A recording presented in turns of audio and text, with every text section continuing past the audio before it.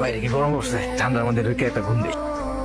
আসসালামাইকুম। জি sir, sir চিন্তা করেন না, আমি ঠিক মতো বসে যাবো। তোমার জামাই ফোন করছিল, অনেক চিন্তা করে তোমার লিয়া। জামাই অনেক ভালোবাসতো না? তোমার জামাই তো অনেক বড় পুলিশ অফিসার। আমার না কারণ আমরা করবো না তো। সাবধানে সাবধানে সাবধানে ভাই। ভাই সাদা সাদা এগুলো কি লাশের উপরে? এগুলা ওই যে সারা ফ্রিজ আছে না, ঠান্ডা হয়ে গেছিল। অসুবিধা এগুলো কিছু না, চলো চলো চলো নিয়ে চলো। পানি পুনি পড়ে এরকম ভিজা হয়ে যায়।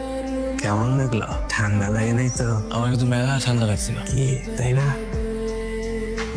স্যার করিম, তুমি অনেক কষ্ট করে আমার ওয়াইফের লাশটা অনেক দূর থেকে নিয়ে এসেছো। নাও তোমার টাকাটা। স্যার কানাকাটি করেন, মনটা তো না কানাকাটি করলে মধ্যে আত্মা তো কষ্ট পায়। হ্যালো জি রাসেল বলছি। হোয়াট, স্বনামধন্য নায়িকা টুম্পা মারা গেছে? জি স্যার। স্যার আমি এখনই ঢাকার উদ্দেশ্যে রওনা দিচ্ছি স্যার। জি স্যার, জি। স্যার কি মারা গেছে বলেন? নায়িকা টুম্পা। স্যার টুম্পা সিনেমা করে? স্যার কি কইতাছে? স্যার আমি তো তার মেলা বড় ফ্যান। মানে যে আমার মোবাইলে স্যার যত যে গান সিনেমা সব ওই ম্যাডামের। স্যার মারা যায় কেন মারা গেল স্যার? করিম, তুমি তো এখনই গাড়ি নিয়ে ঢাকার উদ্দেশ্যে যাবে, রাইট? স্যার আমি তো আগেই যাবো। আচ্ছা করিম, তোমার গাড়িতে করে আমাকে একটু গাজীপুরে নায়িকা টুম্পার বাসায় নামিয়ে দিতে পারবে? স্যার পারুন না কেন? তাহলে তুমি এক কাজ করো, তুমি গাড়ি রেডি করো, আমি রেডি হয়ে আসছি। হ্যাঁ জি স্যার, জি স্যার।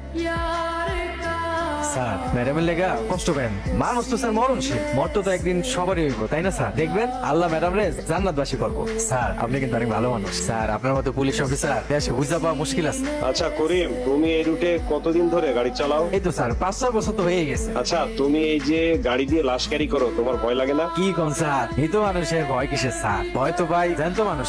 জ্যান্ত মানুষ কেন ভয়ঙ্কর? জ্যান্ত মানুষ যে কখন কি করে তার কোনো ঠিক ঠিকানা আছে? মৃত মানুষ তো স্যার শান্ত চুপচাপ, নড়েও না সরেও না। এই করিম, এই লাশটা দ্রুত ঢাকা মেডিকেলে পৌঁছানোর ব্যবস্থা করো তো। ঠিক পৌঁছে দিবে, ঠিক আছে? জি স্যার। এই শফিক, তুমি করিমের সাথে যাবে। স্যার আমি কইতেছিলাম স্যার, ওই হাসপাতাল সব আছে না স্যার, ওই মর্গের যে লোকজন আছে সবই আমার বন্ধু বান্ধব। ওই আপনারা তো এখানে লোকজন কম আছেন, কনস্টেবল সাহেব শুধু শুধু কষ্ট দিতে যাবেন কেন? আমি স্যার সব সামনে নিতে পারবো, অসুবিধা নেই। মানে কি তুমি একাই নিয়ে যেতে পারবে বলছো? আচ্ছা ঠিক আছে, আর সাবধান, এটা কিন্তু হাই প্রোফাইল কেস, ওকে? কোনো রকম ভুল যেন না হয়, ঠিকঠাক মর্গে পৌঁছে দিবে লাশটা। জি স্যার, জি স্যার, বুঝতে পারছি স্যার। স্যার আমরা লাঠিয়ে দিয়েছি, কিছুক্ষণের মধ্যে ঢাকা মেডিকেল পৌঁছে যাবে।